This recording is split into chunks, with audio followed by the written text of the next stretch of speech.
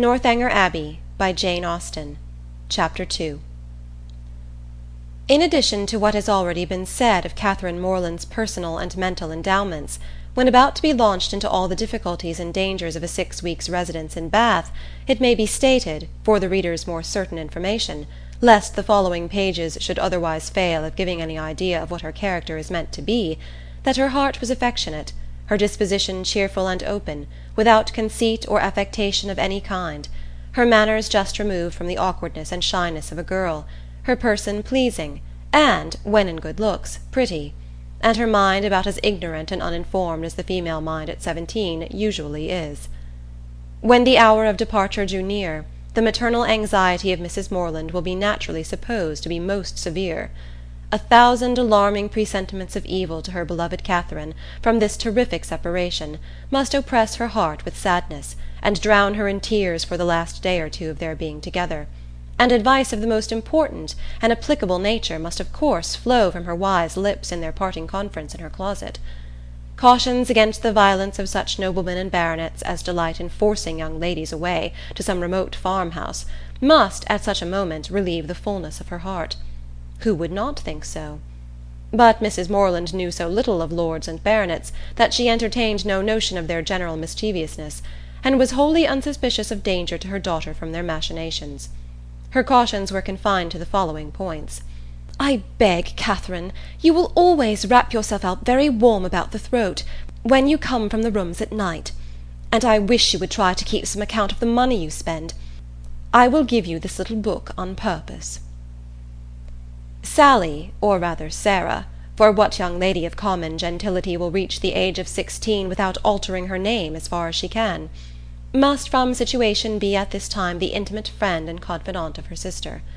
It is remarkable, however, that she neither insisted on Catherine's writing by every post, nor exacted her promise of transmitting the character of every new acquaintance, nor detail of every interesting conversation that Bath might produce.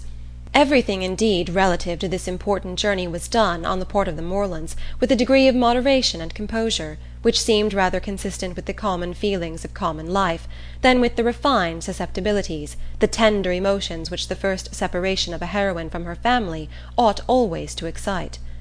Her father, instead of giving her an unlimited order on his banker, or even putting an £100 bank bill into her hands, gave her only 10 guineas, and promised her more when she wanted it. Under these unpromising auspices the parting took place, and the journey began. It was performed with suitable quietness and uneventful safety.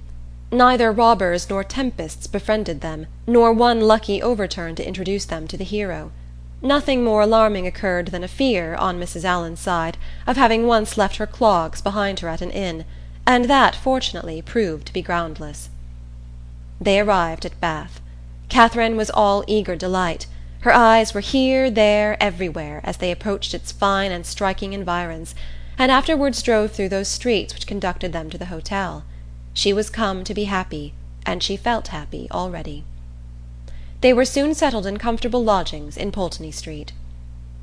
It is now expedient to give some description of Mrs. Allen, that the reader may be able to judge in what manner her actions will hereafter tend to promote the general distress of the work, and how she will probably contribute to reduce poor Catherine to all the desperate wretchedness of which a last volume is capable, whether by her imprudence, vulgarity, or jealousy, whether by intercepting her letters, ruining her character, or turning her out of doors.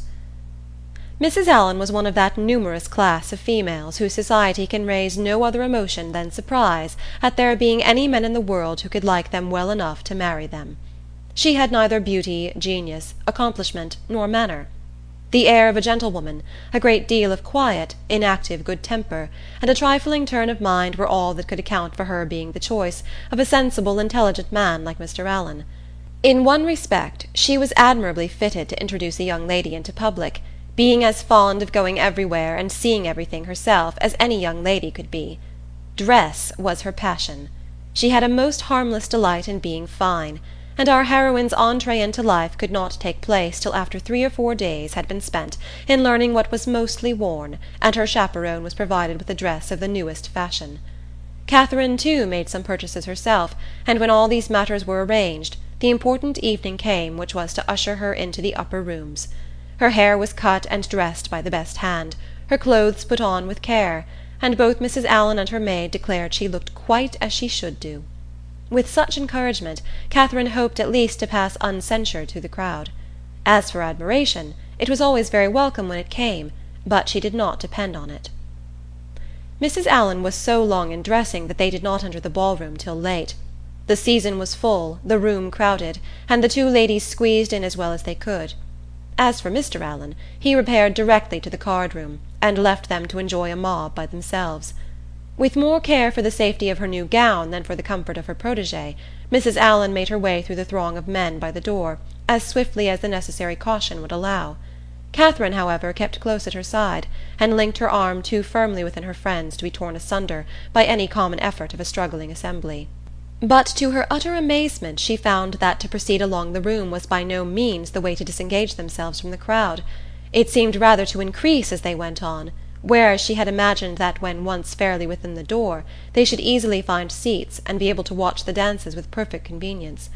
But this was far from being the case, and though by unwearied diligence they gained even the top of the room, their situation was just the same. They saw nothing of the dancers but the high feathers of some of the ladies. Still they moved on. Something better was yet in view, and by a continued exertion of strength and ingenuity they found themselves at last in the passage behind the highest bench. Here there was something less of a crowd than below, and hence Miss Morland had a comprehensive view of the company beneath her, and of all the dangers of her late passage through them.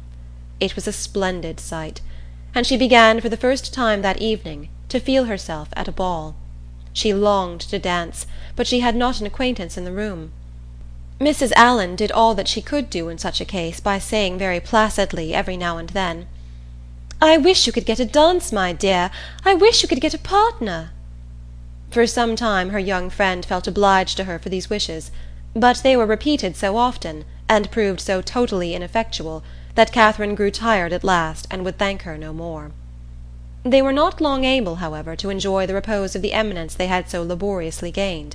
Everybody was shortly in motion for tea, and they must squeeze out like the rest. Catherine began to feel something of disappointment. She was tired of being continually pressed against by people, the generality of whose faces possessed nothing to interest, and with all of whom she was so wholly unacquainted that she could not relieve the irksomeness of imprisonment by the exchange of a syllable with any of her fellow captives. And when at last arrived in the tea-room, she felt yet more the awkwardness of having no party to join, no acquaintance to claim, no gentleman to assist them.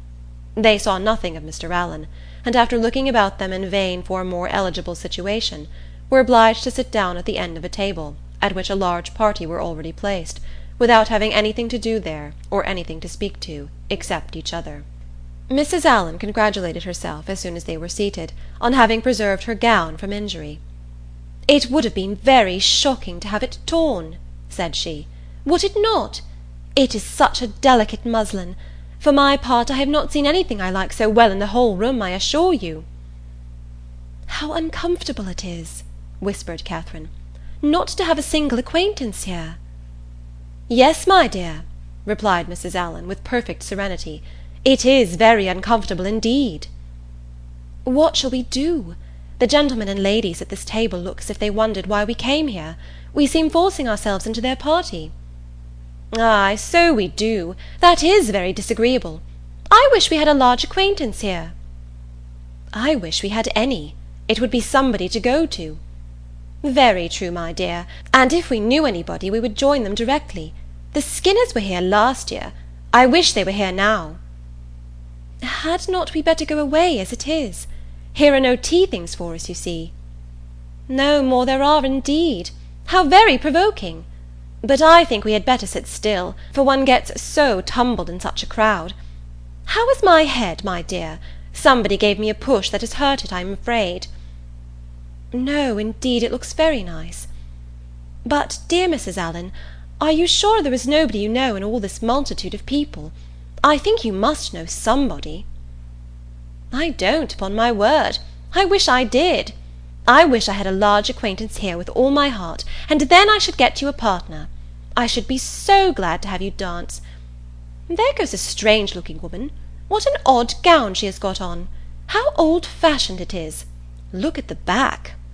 After some time they received an offer of tea from one of their neighbours. It was thankfully accepted, and this introduced a light conversation with the gentleman who offered it, which was the only time that anybody spoke to them during the evening, till they were discovered and joined by Mr. Allen when the dance was over.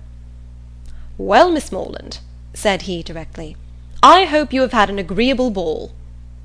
"Very agreeable indeed," she replied, vainly endeavouring to hide a great yawn. "I wish she had been able to dance," said his wife. "I wish we could have got a partner for her.